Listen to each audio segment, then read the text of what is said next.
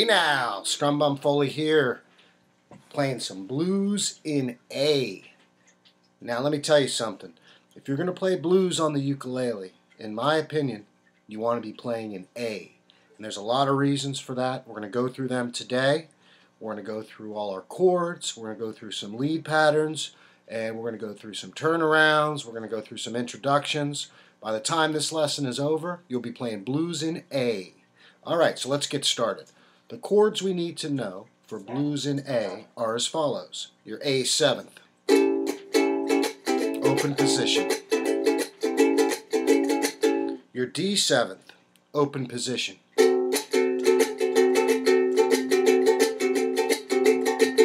And your E 7th, open position.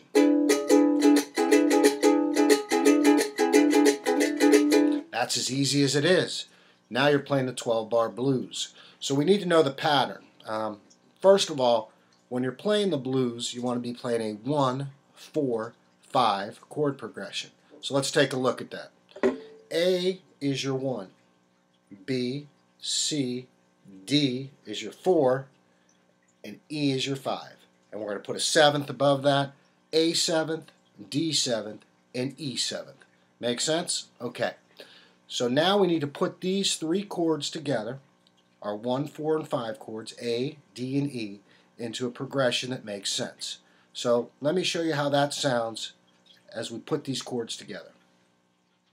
Alright, so let's talk about how we're going to use these three chords and the order that we're going to play them. If you want to see this written out, it's down below in the information box, but I'll try and walk you through it right now. We're going to start on the A 7th chord for 4 measures. 1, 2, 3, 4. Okay? Then we're going to move to the D 7th for 2 measures. 1, 2. Alright? And then back to the A 7th for 2. Then we're going to move to our dominant chord, the E 7th. This creates the tension. Back to the D 7th. And back to the A 7th. For 1 measure, or 2, if we're going to do it for 1 measure, we can add a turnaround that takes us from the D to the E, and I like using this right here. And then back to the A.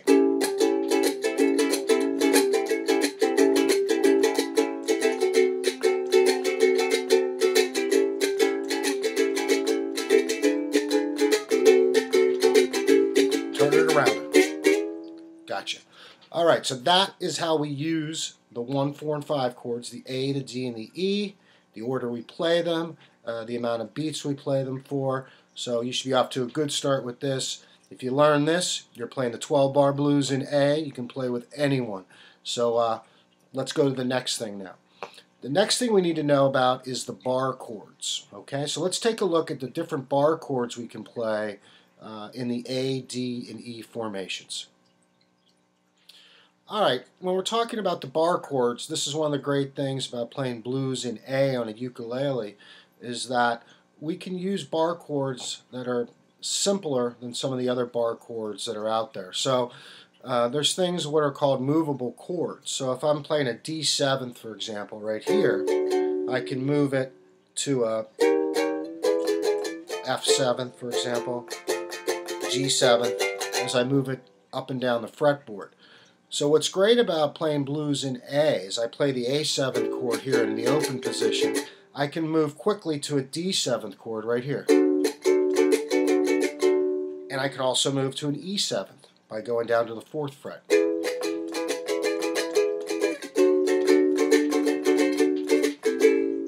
Okay? So that's what's great. That's probably your easiest chord formation. It works perfectly for blues in A.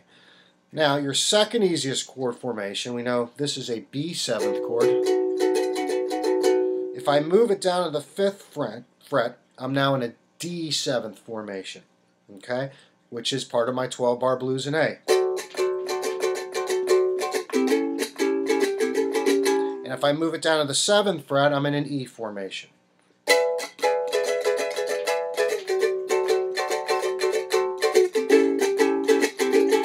So now, as we talk about the bar chords, we can mix up our open chords, our bar chords in the D7th formation, our bar chords in the B7th formation, played on the 5th and 7th fret, and we can mix and match them as we choose. Now what this really means is we can add a few different ukuleles in. So for example, we could have someone playing the open position, someone playing the D7th formation, and someone playing the B7th formation down on the 5th fret.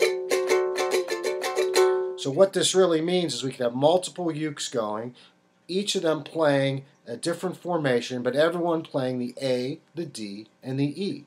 So hopefully that makes sense. Let me show you how it sounds as we mix and match some of these chords together. Okay, so let's talk about putting all of these formations of the A, the D, and the E7th chords together. Really, there's no science to this. Play what position chord you feel like playing if you're playing alone. If you're playing with a group, you might want to decide beforehand who's going to play what and just let it rip. Let's listen to a little 12-bar blues in A, and I'll try and mix up the chords a little for you so you can see how they sound together. They all work together, but it sounds slightly different with every chord that you play.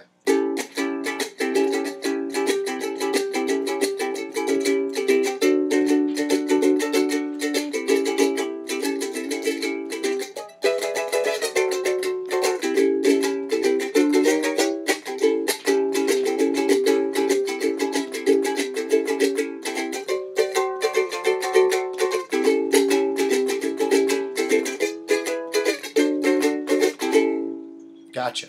So that's how that's working out for us. I mean, I kind of mixed up the open position chords, the A, D, and the E, with a D here, and an E here, and a D here, and an E here.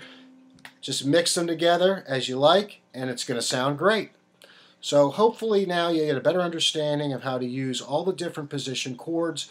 This works great for blues in A. I think if you try to do this in some other keys, you're going to see that you just can't hit the bar chords in the right position. They might be way down here and a little bit tougher to play. I think blues in A works perfectly for our bar chords and for our open chords. And now we're going to talk a little bit about the turnarounds. Turnarounds are very important, and we'll talk a little bit about the introduction to a blues song as well. Alright, so the introduction to a blues song and the turnarounds in a blues song sometimes are very similar. It kind of lets you know that the music is ending and it's getting ready to start back over again, or it's just beginning and it's building up to start that 12-bar blues. So what I like to do when I start a song in A is I'll come down to this 4th fret here and bar the bottom 3 strings. And I'll just hit the 3rd string and the 1st string and the 3rd string. Move it up. Strum your A7th chord. And then you could do something like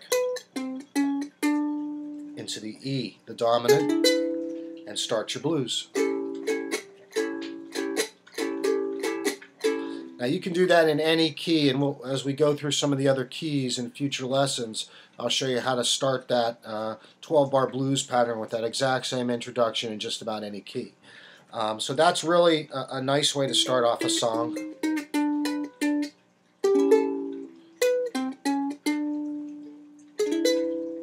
Sounds good, and you probably have heard many songs start in that same way.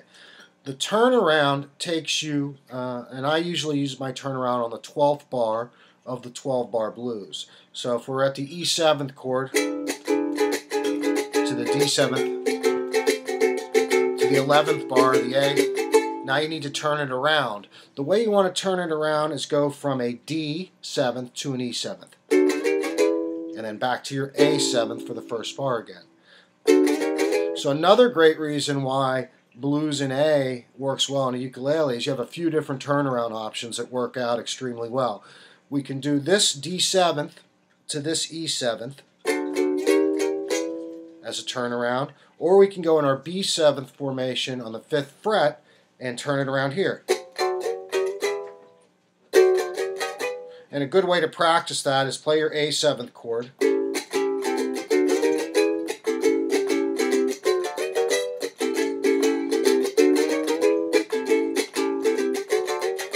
Do that about 1,000 times, and you know what? It's going to come to you. All right? So that's our introductions and our turnarounds.